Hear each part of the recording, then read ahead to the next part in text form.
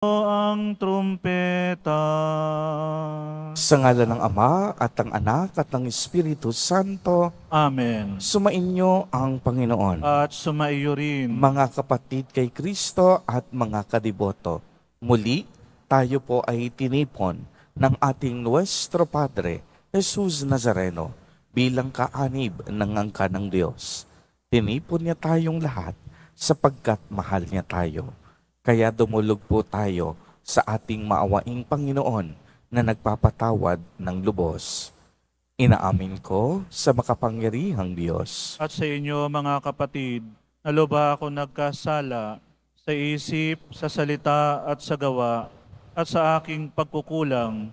Kaya isinasamo ko sa mahal na Birheng Maria, sa lahat ng mga anghel at mga banal, at sa inyo mga kapatid, na ako'y panalangin sa Panginoong ating Diyos. Kaawaan tayo ng makapangyarihang Diyos. Patawarin tayo sa ating mga kasalanan at patnubayan tayo sa buhay na walang hanggan. Amen. Panginoon, kaawaan mo kami. Panginoon, kaawaan mo kami. Kristo, kaawaan mo kami. Kristo, kaawaan mo kami. Panginoon, kaawaan mo kami. Panginoon, kaawaan mo kami. Manalangin tayo.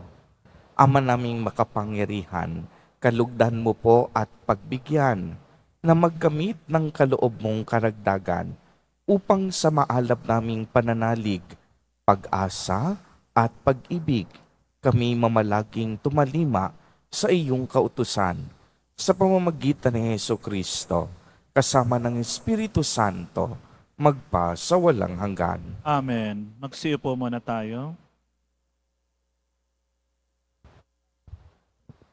Ang unang pagbasa. Pagbasa mula sa akto ng Eksodo. Mula sa Elim, nagpatuloy sa paglalakbay ang mga Israelita.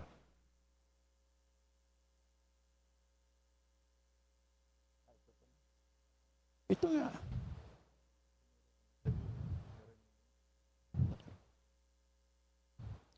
Unang pagbasa. Ang simula ng aklat ni Propeta Jeremias. Ang aklat na ito ay sulat ng mga sinabi at ginawa ni Jeremias na anak ni Hilkias at isang saserdote na Anatot sa lupain ng lipi ni Benjamin. Sinabi sa akin ng Panginoon, pinili na kita bago kay pinaglihi upang maging propeta sa lahat ng bansa. Sinabi ko naman, Panginoon, hindi po ako marunong magsalita. Bata pa po ako. Subalit, sinabi niya sa akin, huwag mong sabihin bata ka. Sinusugo kita kaya tumayo ka. Ipahayag mo sa lahat ng aking inuutos sa iyo. Huwag mo silang katakbutan pagkat siya ko ay sa iyo at iingatan kita. Akong Panginoon ang nagsasabi dito. Pagkatapos iniulat ng Panginoon ang kanyang mga bisig, hinipo ang mga labi ko at sinabi, ayan, ibinigay ko sa iyo ang dapat mong sabihin.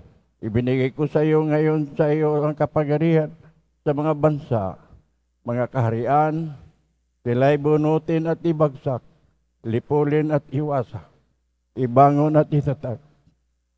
Ito ang salita ng Diyos. Salamat sa Diyos. Patuloy kong isa-isay ang dulot mong kaligtasan. Ipatuloy kong isasaysay ang dulot mong kaligtasan. Sa iyo lang, Panginoon, lubos akong nananalig. Huwag mo akong pabayaang mapahiya at malupig. Tulungan mo ako ngayon, yamang ikaw matuwid. Ako sana ay sagipin sa daing ko at makinig. Patuloy kong isasaysay ang dulot mong kaligtasan. Ikaw nawa ang muog ko at ligtas sa kapakakulangan. Matatag, nakakublihan ko at matibay na sanggalang. Sa lahat ng masasama, O Diyos, ako'y ipaglaban. Sa kuko ng babagsik, huwag mo akong pabayaan. Patuloy kong isasaysay ang dulot mong kaligtasan. Panginoon, sa iyo ko inilagak ang pag-asa. Maliit pang bata ako, sa iyo'y may tiwala na. Sa simula at mula pa, wala akong inaasahang mag-ingat sa sarili, kundi tanging ikaw lamang. Ikaw naman, ikaw ang Panginoon, papurihin araw-araw. Patuloy kong isasaysay ang tulot mong kaligtasan. Pagkat ikaw ay dakila, patuloy kong isasaysay, maghapon kong ihayag ang dulot mong kaligtasan. Sa pagkabata ako iyong tinuruan. Hanggang ngayon sinasambit ang gawa mong hinahangaan. Patuloy kong isasaysay ang dulot mong kaligtasan. Magsitayo po tayo. Alleluia. Wikain mo po, nakikinig ako sa iyong mga salita. Alleluia. Alleluia.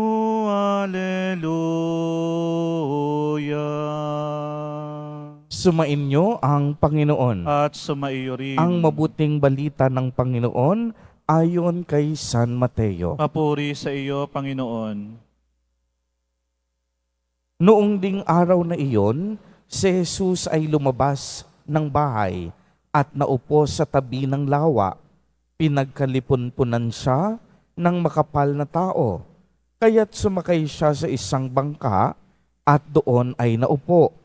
Nasa dalampasigan naman ang mga tao at nagturo siya ng maraming bagay sa pamamagitan ng talinhaga.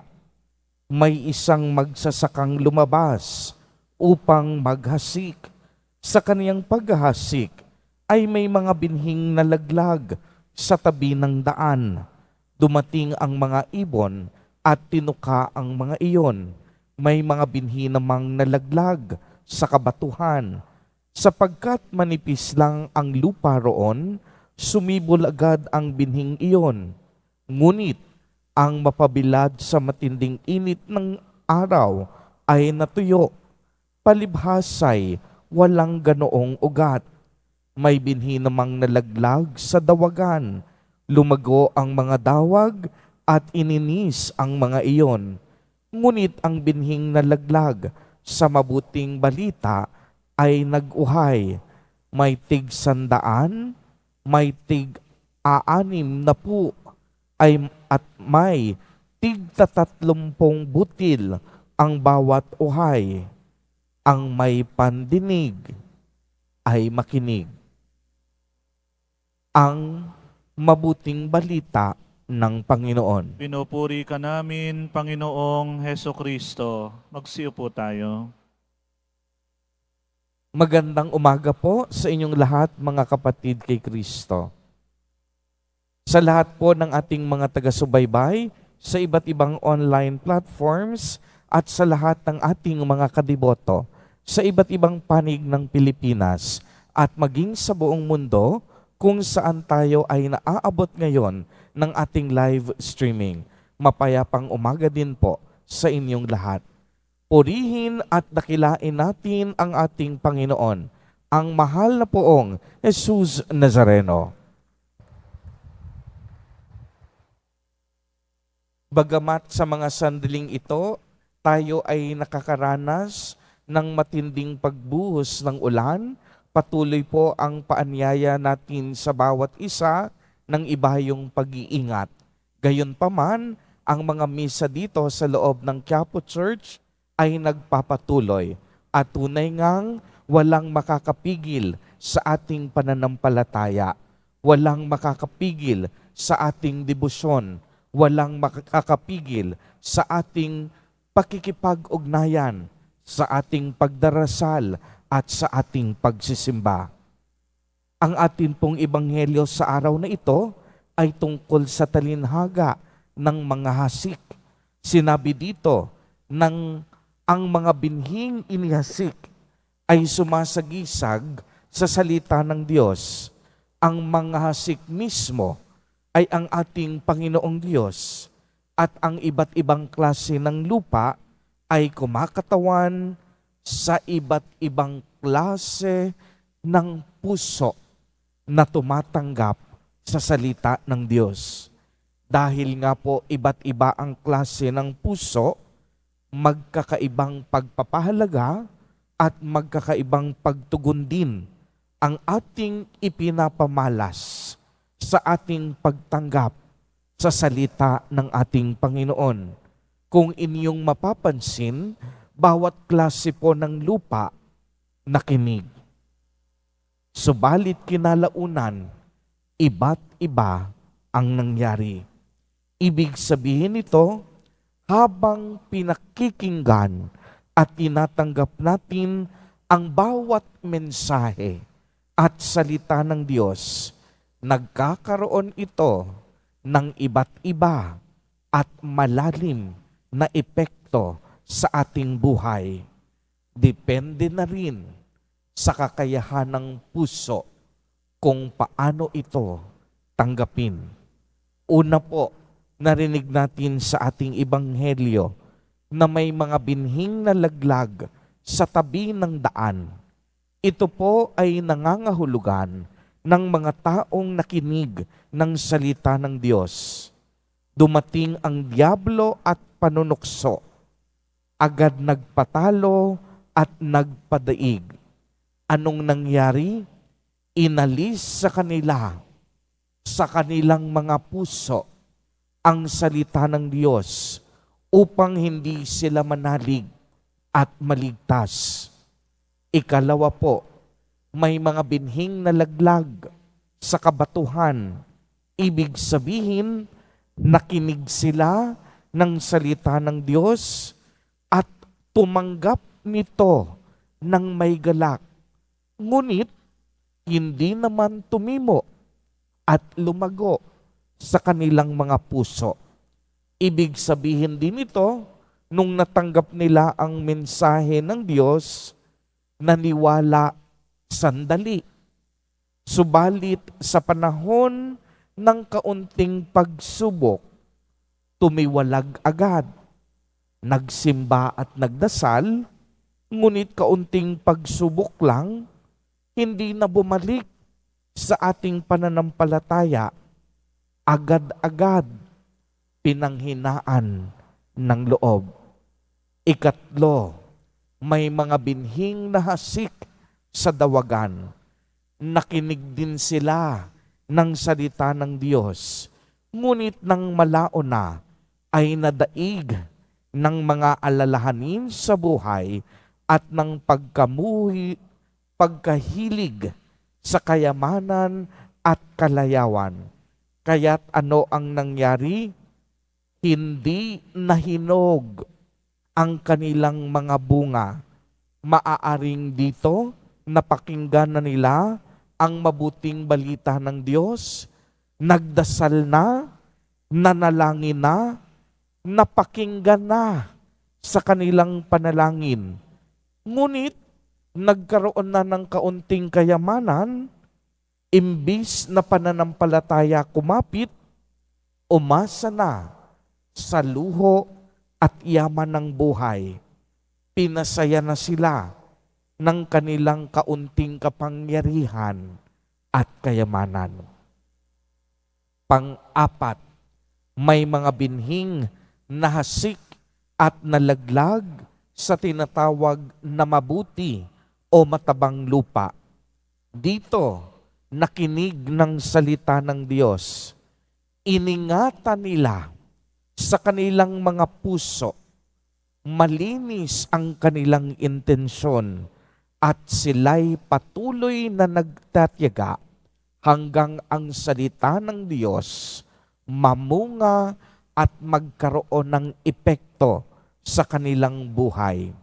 Dumating ang pagsubok, hindi nagpatalo, hindi sumuko, patuloy na nagmahal, nagsakripisyo, tanging sa Diyos kumapit, tanging sa Diyos umasa sa kabila ng mga hamon at pagsubok, nanatiling naglilingkod, magtag-araw man at magtag-ulan.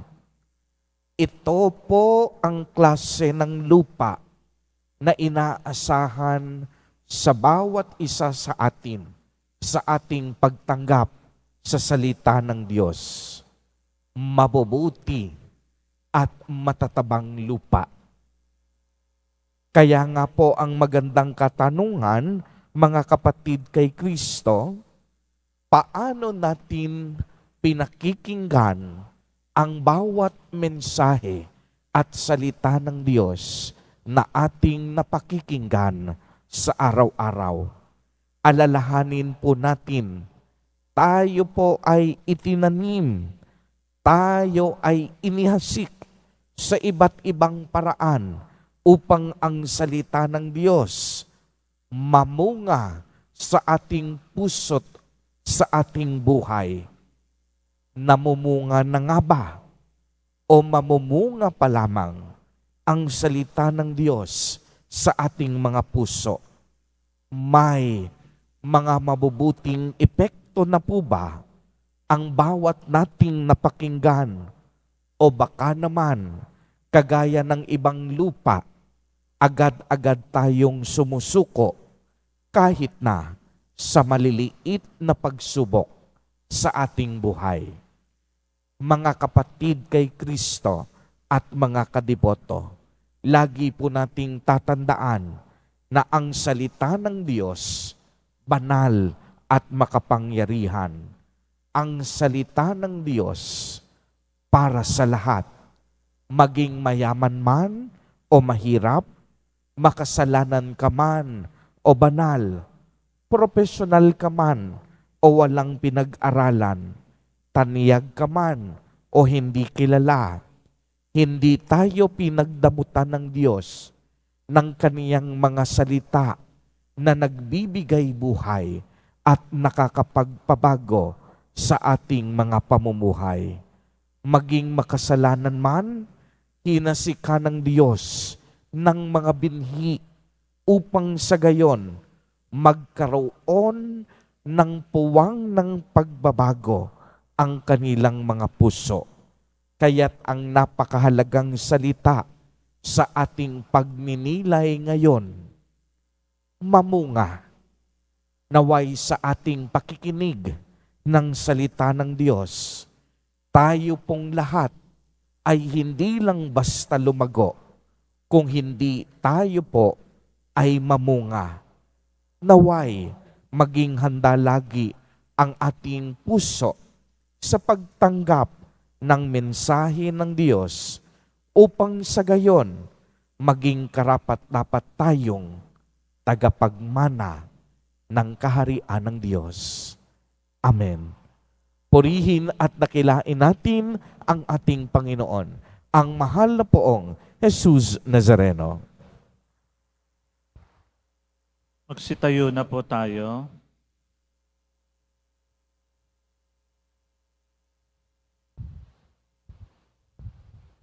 Minamahal kong mga kapatid, sabihin natin sa Diyos ang ating pagnanais sa isang mayamang ani sa mundong ito, habang ating nasasalamin ang hindi matabang lupa sa ating buhay. Sa bawat panalangin ang ating itutugon, Panginoon, gawin mong mabunga ang aming buhay. Panginoon, gawin mong mabunga ang aming buhay. Ang simbahan naway magbunga ng mayamang ani sa pamamagitan ng katapatan at dedikasyon ng kanyang mga lingkod. Manalangin tayo. Panginoon, gawin mong mabunga ang aming buhay. Ang ani ng katarungan naway magbuhat sa hindi makasariling paggawa ng mga pinuno, mambabatas at hukom ng gobyerno. Manalangin tayo. Panginoon, gawin mong mabunga ang aming buhay. Ang mga magsasaka na nagpapagal sa bukid, naway umani ng bunga ng kanilang paggawa at makatulong sa ikaunlad ng sambayanan. Manalangin tayo. Panginoon, gawin mong mabunga ang aming buhay. Ang mga may sakit na nahirapan sa mga kasawian sa buhay, naway masiyahan sa ani ng pagpapalakas na loob mula sa kanilang mga kaibigan at komunidad. Manalangin tayo. Panginoon, gawin mong mabunga ang aming buhay. Ang mga tapat na yumao naway makarating sa kanilang walang hanggang tahanan. Manalangin tayo. Panginoon, gawin mong mabunga ang aming buhay. Isama po natin sa ating mga panalangin sa mga sandaling ito ang mga kapatid at kadiboto natin na nagdiriwang ng kanilang kaarawan sa araw na ito. Ang mga mag-asawang nagdiriwang ng anibersaryo ng kanilang mga kasal. Ang mga kapatid at kamag-anak nating may mga sakit at may malubhang karamdaman. Gayon din ang mga pamilyang nagugutom at walang makain. Naway ingatan, patnubayan at basbasan silang lagi ni Jesus Nazareno. Manalangin tayo. Panginoon, gawin mong mabunga ang aming buhay. Mapagmahal na Ama, tulungan mo kaming makapagdulot ng mayamang ani sa anumang iyong itinanim sa aming mga puso. Hinihiling namin ito sa pamamagitan ni Kristo na aming Panginoon. Amen. Magsiyo po ang lahat.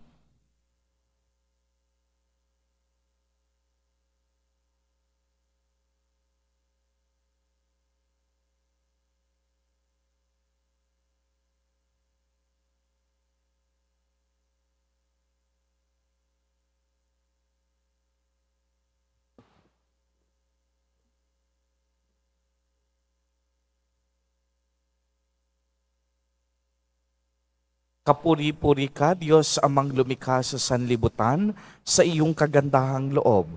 Narito ang aming maiaalay mula sa lupa at bunga ng aming paggawa. Ang tinapay na ito para maging pagkaing nagbibigay buhay. Kapuri-puri ang poong may kapal ngayon at kailanman.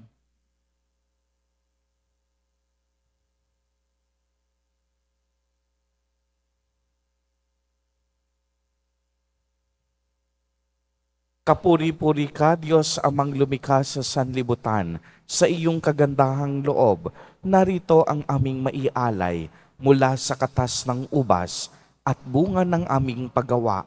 Ang alak na ito para maging inuming nagbibigay ng iyong espiritu. Kapuri-puri ang poong may kapal ngayon at kailanman.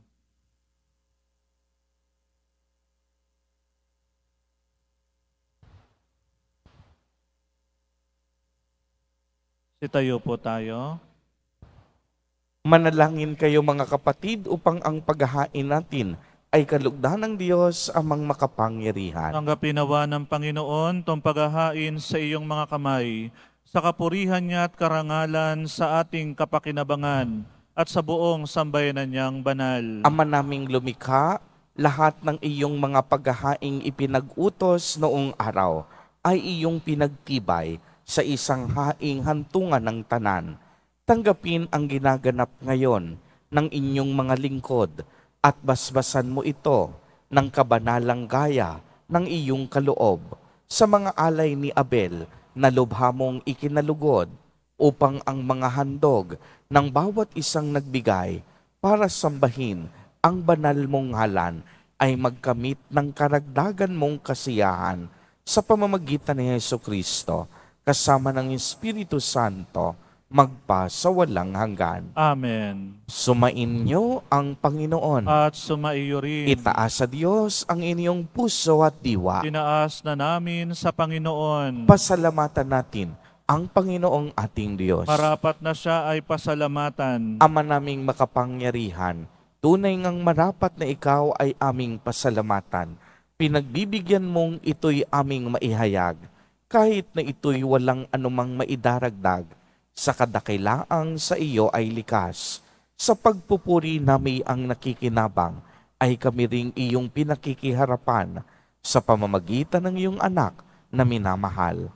Kaya kaisa ng mga anghel na nagsisiawit ng papuri sa iyo, nang walang humpay sa kalangitan, kami nagbubuni sa iyong kadakilaan. Santo, Santo, Santo, Panginoong Diyos ng mga hukbo, napupuno ang langit at lupa ng kadakilaan mo, o sana sa kaitaasan.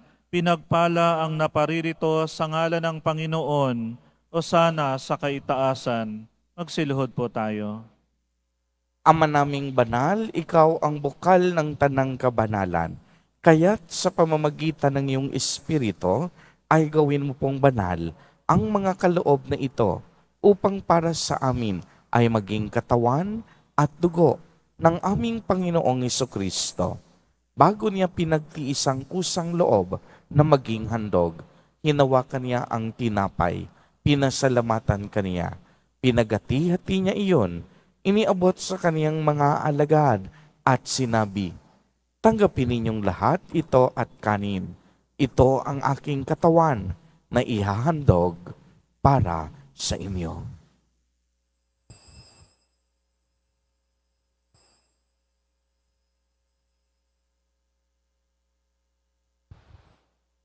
Gayon din naman noong matapos ang hapunan, hinawakan niya ang kalis. Muli kanyang pinasalamatan.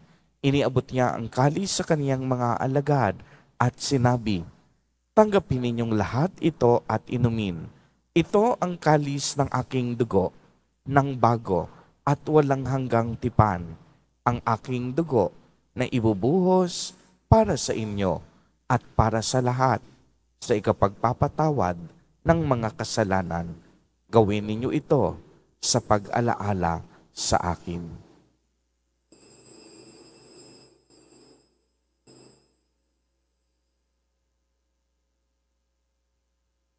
Sitayo po tayo. Ang misteryo ng pananampalataya. Si Kristo'y namatay, si Kristo'y muling nabuhay, si Kristo'y babalik sa wakas ng panahon. Ama, ginagawa po namin ngayon ang pag-alaala sa pagkamatay at muling pagkabuhay ng iyong anak.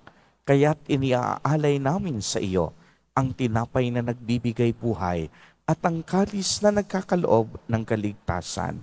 Kami po'y nagpapasalamat dahil kami iyong minarapat na tumayo sa harap mo para maglingkod sa iyo. Isinasamo namin na kaming magsasalo-salo sa katawan at dugo ni Kristo ay mabuklod sa pagkakaisa sa pamamagitan ng Espiritu Santo. Ama, lingapin mo po ang iyong simbahang laganap sa buong daigdig. Puspusin mo kami sa pag-ibig kay isa ni Francisco na aming Santo Papa at ni Jose na aming Obispo at ng Tanang Kaparian. Alalahanin mo rin ang mga kapatid naming nahimlay nang may pag-asang sila'y muling mabubuhay, gayon din ang lahat ng mga pumanaw. Kaawaan mo po sila at patuloyin sa iyong kaliwanagan. Kaawaan mo at pagindapatin kaming lahat na makasalo sa iyong buhay na walang wakas, kay isa ng mahal na Birheng Maria na ina ng Diyos, ng kabiyak ng puso niyang si San Jose, kay isa ng mga apostol at ng lahat ng mga banal na namuhay dito sa daigdig ng kalugod-lugod sa iyo. Maipagdiwang nawa namin ang pagpupuri sa ikararangal mo sa pamamagitan ng iyong anak na aming Panginoong Hesukristo.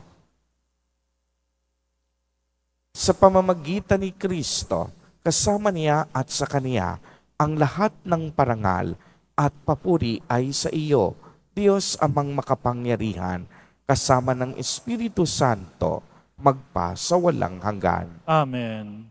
Sa tagubilin ng mga nakagagaling na utos at turo ni Jesus na Panginoon natin at Diyos, ipahayag po natin ng lakas loob. Ama namin, sumasalangit ka. Sambahin ang ngalan mo, mapasa amin ang kaharian mo, sundin ang loob mo dito sa lupa para nang sa langit. Bigyan mo kami ngayon ng aming kakanin sa araw-araw, at patawarin mo kami sa aming mga sala, para nang pagpapatawad namin sa nagkakasala sa amin, at huwag mo kaming ipahintulot sa tukso, at iadya mo kami sa lahat ng masama. Hinihiling po namin na kami iadya sa lahat ng masama, pagkalooban ng kapayapaan araw-araw, iligtas sa kasalanan at ilayo sa lahat ng kapahamakan, samantalang aming pinananabikan ang dakilang araw ng pagpapahayag ng tagapagligtas naming si Hesukristo. Sapagkat iyo ang kaharian at ang kapangyarihan at ang kapurihan magpakailanman. Amen. Panginoong Hesukristo, sinabi mo sa iyong mga apostol, kapayapaan ang iniiwan ko sa inyo, ang aking kapayapaan ang ibinibigay ko sa inyo. Tunghayan mo ang aming pananampalataya at huwag ang aming pagkakasala. Pagkalooban mo kami ng kapayapaan at pagkakaisa ayon sa iyong kalooban, kasama ng Espiritu Santo, magpa sa walang hanggan. Amen. Ang kapayapaan ng Panginoon ay laging sumainyo. At sumaiyo rin. Magbigayan po tayo ng kapayapaan sa isa't isa. Kordero ng Diyos na nag-aalis ng mga kasalanan ng sanlibutan, maawa ka sa amin. Kordero ng Diyos na nag-aalis ng mga kasalanan ng sanlibutan, maawa ka sa amin. Kordero ng Diyos na nag-aalis ng mga kasalanan ng sanlibutan, ipagkaloob mo sa amin ang kapayapaan, magsilhod ang lahat. Ito ang kordero ng Diyos. Ito ang nag-aalis ng mga kasalanan ng sanlibutan. Mapalad ang inaanyayahan sa kaniyang piging. Panginoon, hindi ako karapat-dapat na magpatuloy sa iyo, ngunit sa isang salita mo lamang ay gagaling na ako.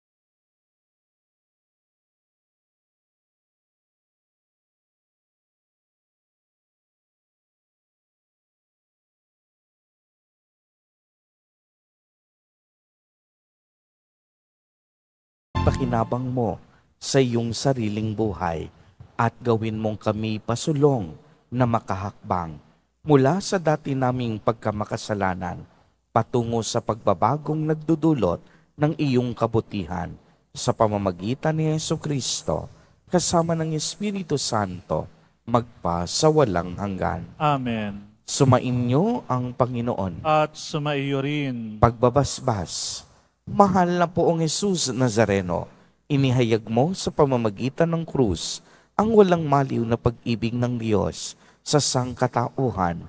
Pakinggan mo ang kahilingan ng iyong angkan na nagsusumamo sa iyo. Makamtanawa nila ang iyong katugunan at tanggapin ang kasagutan na may utang na loob na tinatanaw. Basbasan din po ninyo ang mga daladala nilang mga imahen at dasalan. Sa pamamagitan ng bendisyon na ito, naway maalala nila ang mga pangako nila noon sa binyag na ikaw ang kanilang iibigin at paglilingkuran bilang Panginoon magpa sa walang hanggan. Amen. At pagpalain po kayong lahat at ng inyong buong pamilya ng makapangyarihang Diyos, Ama, Anak, at Espiritu Santo. Amen. Humayo kayong taglay ang kapayapaan ng poong Jesus Nazareno. Salamat sa Diyos.